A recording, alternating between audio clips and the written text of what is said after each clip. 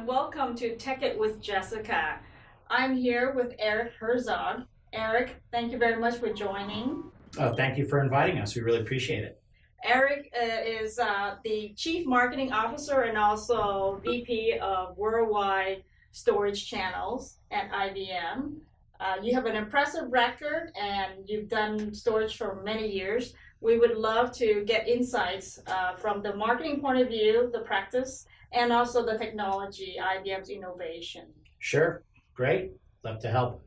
I think the first thing I think the audience should be aware is IBM has such a trusted brand name, over 2,000 patents last year, and a lot of the imperatives are showing positive results. So could you please share a little bit more about how IBM is doing? Sure. Well, IBM had to transform itself. It's actually done this once before in the 90s under Lou Gerstner, and now Gene Rometty has been doing it for the company. We've been refocusing on what we do and how we do it. Making sure that we're hitting all of the new markets, things like cloud, artificial intelligence, these are key things. IBM is often a leader in putting together patents, and so we've made sure that as we patent this stuff, what we're doing is able to turn it into real products that drive revenue for our clients. In the past, sometimes IBM has put all kinds of patents out that IBM never actually productized. That was nice, and it makes you look great, but it doesn't help you grow revenue and certainly doesn't help your customers. So IBM under Ginny has made sure that we're doing the right kind of research. We take that research, translate it into real products that drive real revenue, profit for our clients. And that's what we've done. And that has led to this transformation and a switch from sort of a more traditional product company and one that's combining products with solutions and services all in one package and bundled. There are certain trends that are driving the demand for your storage solutions. I think multi-cloud is a big driver. Can you talk a little bit about those trends and how you're addressing the demand? Sure. So what you see is no one is doing a traditional data center anymore, or I should say almost no one. So the world is going to a cloud model. At the same time, most companies, other than the smallest, are not going to cloud only. And the reason is there's all kinds of issues on software service levels, on availability, and quite honestly, cloud, any cloud provider, if you're using a public cloud, is actually the infamous razor and the razor blades. So if you go to Costco and you get that razor, it's $8. But when you get the blades, 16 blades is like 50. So what they're doing is they put the storage out there and it's low cost. But if you need high performance, if you need high availability, if you're constantly moving data back and forth, that's how they make money. So what you're seeing now is a shift where they're using mostly hybrid clouds. Some of the data that they need most frequently stays on site, and some of the data moves off to the cloud. So what we've been able to do is we have dramatically cloudified our software solutions that run on our storage systems, but we also sell our software standalone and allow us our clients to talk to clouds. They can talk to IBM Cloud, they can talk to Amazon, they can talk to Azure. We also sell our software to cloud providers. We then create backup as a service or disaster recovery as a service and use our software, sometimes with our logo on it, sometimes without our logo, where they brand it, but they use our software to provide backup services to businesses or end users. So we see the cloud as a very transformational and here to stay. But the issue is, particularly when you're in the mid to upper enterprise side, you're never going to go fully public cloud, at least certainly not in the next 10 to 15 years, because there's too many issues of things like resiliency, availability, performance, and those things you have more control on site. So certain things you do on site and certain things you do in a public cloud like IBM or Amazon or Microsoft, and that becomes a hybrid cloud. And you need to be able to then move data back and forth, and we're able to do that with our storage solutions. In the last few years, I think your storage division has gone through some organizational changes. You came on, the leader of the business unit came on, and I believe there's been some strategic changes in the organization that has made a real big impact on the results. Yes. And we're seeing those results. Could you please share with us some of the strategic changes that the executive level in your division has made and why and how has that transformed the results? I think there's a couple things. So one was a change in the leadership. The leadership had been traditional IBM, and if there's anything, a fair assessment from someone who's been mostly an outsider, sometimes people criticize IBM as being too inbound focused, too inwardly focused. And with Ed coming on, what we've done is we have a management team that's part traditional IBM that have been here since they got out of college, and then a number of people who have worked at other companies. Myself, my boss, our VP of Solutions Product Management, our VP of Software Product Management. They're all people who have been outside of IBM, as well as inside. So actually, both myself and Ed were both acquired by IBM in the past, and then left the company, and then were recruited back. So what you have is a way to get both inbound.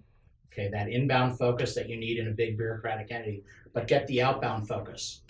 Okay, and we do that. So what that's done is we've transformed all of the reports. In my case, I've turned over 35% of my marketing team, and all 35% I brought in have not worked at IBM before. So now I've got the right DNA between traditional IBMers who know storage and outsiders who know storage. And by doing it that way, it allows you to get the best of both worlds. The traditional thing you need in the IBM bureaucratic infrastructure, but the things you need are being very outward and outbound focused. So we've done that. The second thing we've done is make sure we're riding the wave, not fighting the wave. So when you look at IBM historically, what it sometimes tends to do, and Ginny has done the same thing for the company at the higher level, is hold on to the old way too long.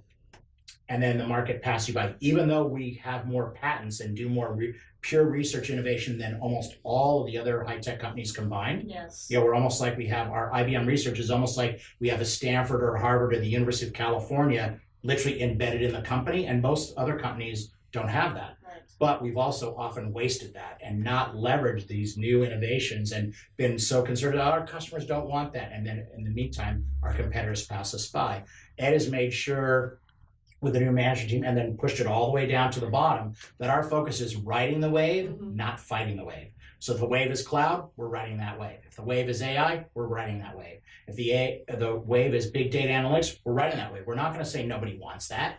We're going to get out ahead and in front. And in fact, both Forbes magazine and a couple of storage industry analysts have commented that the pace and acceleration of our launches and what we've been bringing to market has increased dramatically in the last 2 years since Ed and this new management team has come in to keep pushing, an agile development model from an engineering perspective, and making sure we're pushing out products. And by the way, you can't just push out products; it's got to be products that people want to buy and solutions that people want to buy. By having an outward bound focus, you make sure that you do that. If you're too inwardly bound focus, you only know what happens in your little city. So you have no idea what's going on in Zimbabwe, no idea what's going on in Latin America, no idea what's going on in the Ukraine, no idea what's going on all over the world. That's right. Because you're so inbound focused just on Mountain View, California, or just on San Francisco. And what we've done is have some people who still think that way, but made it so everybody needs to look all the way around and see what's going on all over the world. In this case, what's going on all over technology, what's the competition doing, and being very aggressive on how to beat the competition. And sometimes people don't understand that the competition is there to take your business away. And everyone has competition, or sometimes it's alternative technology that can do what you can do, and it's not direct competition. So we make sure that we're outbound and always looking at what the competition's doing, what are new technology trends that we can ride, and making sure we translate it into solutions that drive revenue for our customers, because that's what they want to see. If you help them make money, that's when they buy your solutions. You talked about agile software development, and we know that the pace of release is getting faster and faster. The whole velocity of release is amazing nowadays. I think product marketing, technical marketing sometimes has a hard time keeping up with the engineering coming out with all these changes. Can you share with us the processes that you have put in place and the talent, the team that you put in place to address that velocity of engineering releases? Sure. So one of the things I've instituted is to make sure that my product marketing teams are joined at the hip with the product management teams. They're not joined at the hip and there's a disconnect. That's a problem. Second thing is you want to make sure that you're templating lots of things. And by the way, when the template gets old, you get a new template. Whether that be what you're doing from a social media perspective, what you're doing that as simple as a data sheet template. And when you change it, you change it. And when it gets old, great, you refresh it. But you keep using that over and over. You don't keep reinventing the wheel all the time. You make sure that you have, if you will, sort of a checklist. So when I came to IBM, I showed them a checklist that I created actually when I was at one of the startups. And at the startup, they used to call it Satan's template. And the reason they called it that is it had like 1,000 items that you had to track. So I showed it to the IBM team and said, oh, we have something like that. And then when they saw mine, I sent them the spreadsheet. They go, oh my God. I said, yeah, me and a guy that I work with in a startup came up with this on a weekend drinking beers, smoking cigars, and eating pizza. I go, you're IBM, you should have much more than this. And they didn't. So, getting that very meticulous, also IBM's a big company, so really good methodology of communication to the field, right? You've got marketing teams all over the world that have to, roll it out into their geo, into their language. You got to translate. So making sure that everyone's ahead. I think that what IBM had done in the past, in my group in particular, was they waited till it came out. And I said, no, you don't wait till it comes out. You're planning. So we now send notes to the field, for example, at week -12. Mm-hmm. So if we have a launch on April 1, 12 weeks before April 1, or 12 weeks before July 1st, or 12 weeks before September 1st, we are already telling, here's what's coming on July 1st or September 1st. And IBM historically didn't do that. So if you're joined at the hip with the product management team, if you have tools that you can reuse, and again, when a tool gets old, you can replace it, get a different tool. So you make sure you do that, you template as much as you can, and you get very rigorous and disciplined about how you engage with both the field, and then that includes your sales teams and your channel partners as well. So we've gotten now a very rigid methodology. And I don't mean rigid that we don't change it, because we do change it actually all the time, but rigid in that it's always done on the same cycle. We're always at least 3 months ahead of time, always. Because if you're not, you won't be able to get things out. Yes, that's a wise advice there. Plan ahead and communicate in advance. I think one of the things that you have been very successful in your role at the storage division is just using social media as a tool to communicate, to evangelize and build awareness. So please share with us about some of the new marketing tactics or practices that you found to be fairly effective that's gaining more use in. Sure. So I think the big thing is you need to create what I call an integrated marketing machine. Mm-hmm. And the integrated marketing machine, instead of being silos within marketing, and particularly in a big company versus a startup, and like I said, I've done 7 startups, so I know it well, but I've also been in 3 Fortune 500 companies. So what can tend to be is, in a startup, you might have a silo of engineering in the corner and sales in the corner and marketing. When you're in a big company where marketing can be so split off between product marketing, channel marketing, solutions marketing, technical marketing, corp comm, the web team, the social team, the campaign team, you can create literally in a big company silos within the marketing silo. And that's very bad. So one, we've implemented what we call a diamond team, and the diamond teams meet every single week, and the diamond teams incorporate every function within the marketing sphere. So everything from social to campaigns. Second thing, back to your question on social, is you need to make it an integrated play. So for example, you use social media to drive people to a traditional event. So for example, we just came off of VMworld. That's right. And 3 weeks before VMworld started, we were starting to social media in various venues, whether it be LinkedIn, IBM Storage has its own Facebook page, whether it be Twitter, and then encouraging the sales team to do it, because everyone's got their own nuance of audiences, right? So for example, almost all the storage and IT analysts follow me, okay? Well, not every customer does, but they follow the sales guy or that marketing person. So what you do is have an integrated cross the boat from a social perspective, have everybody reinforcing everything. And in this case, the example is using it to drive traffic to a traditional venue, which is a trade show. Or for example, coincidentally, today I tweeted, and IBM Storage Facebooked and LinkedIn, that we are having an event in Toronto on Tuesday, an event in New York on Thursday, an event starting in Amsterdam next Friday. So we're doing, and then tying that back to our overarching message, which is the multi-cloud message. And you need to come and see us at these events with a link to where to go register. Same thing with PR. You get a great write-up. So we had a great write-up just about our launch. So guess what I did? I turned it into a quote because it was from a magazine, from a website. I turned it a quote and I tweeted it. Then I linked it in. When I did the link in, and I have got the paid LinkedIn, so I can see who looks at my stuff and everything. Yes. Right, the analytics, which we do the Frankton by way you can't. So if anyone who's watching this is not on paid LinkedIn, you're crazy, because everything is all about metrics. Yes. And if you don't metric it, right, it's all got to be data driven. So I looked, and after 6 hours, there had been 2,700 views in 6 hours. Wow. Me putting it on LinkedIn. So that's the kind of thing you got to do. In this case, I was leveraging a press coverage of us to say how great IBM is. And by the way, then I wove it into, by the way, this press is so, guess what? You can see it in Toronto next Tuesday. So I had a link to the article in it and then a link to the registration to see it in Toronto. I did the same thing again this morning, except I took Toronto out and put New York because they're both the same week, but different physical locations. So in this case, I wove social media, press coverage, and a physical event all into one integrated message and leverage social media to get the word out. So those are kind of things you have to do, and people tend to not do that. They tend to view them as silos. PR's over here. Okay, we get a great article. Okay, now what are we going to do? Are we going to use that for progression? How are we using that to get top of funnel? Are we using that to drive people to a trade show, to a webcast? Come see use the quote, at our webcast next Thursday at 4 p.m. Central Time. Well, guess what? A lot of people don't do that. And third party, like a successful article or from an analyst firm, those are not you saying how great you are or your product or solutions. That's a third party. More validation. Right. More credibility. Exactly. Yes. More credibility. And that's exactly the kind of things you need to do with social media.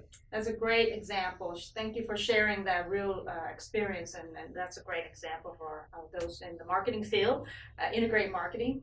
One of the things that we are very fascinated to hear is Watson.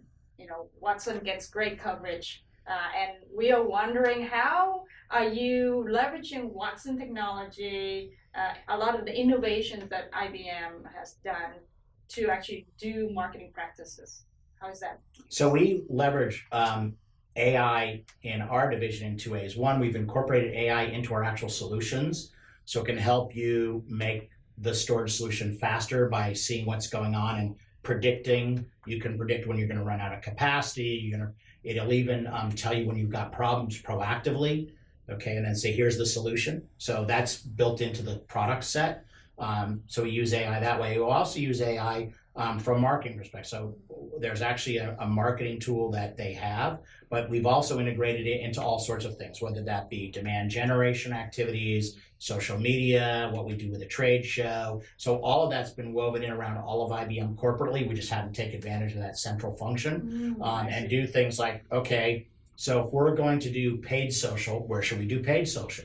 Well, they use AI, artificial intelligence, to figure, well, we're most likely to get some if we use Google. We're most likely to do it if we use these 3 storage mag websites, or, and that's part of what the AI helps you do. And then it also helps you see trends in analytics. So you can see, well, it looks like 47% of the people that saw us at VMworld also looked at us on searchstorage.com. Well, AI helps you do that. It's not, it takes the manual nature of trying to figure that out and helps you understand what you're doing. And again, marketing, particularly when you're doing demand gen, is all about metrics and measurement. And if it doesn't work, you stop it, you do something else. But if you don't measure it, you have no idea if you're wasting money or not.